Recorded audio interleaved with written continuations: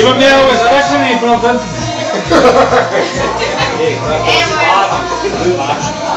Nije baš strašno što je. Kako ste se odvalio kao konji, brate? Napravio do ja kombinaciju. Ne, ali ima grane. Napravio sam do ja kombinaciju s komšinicom koju vodim jer možda hoće se ovo ja sam odrajao kako se zove. Rekao sam mi brate da ti objasnim moraš da mu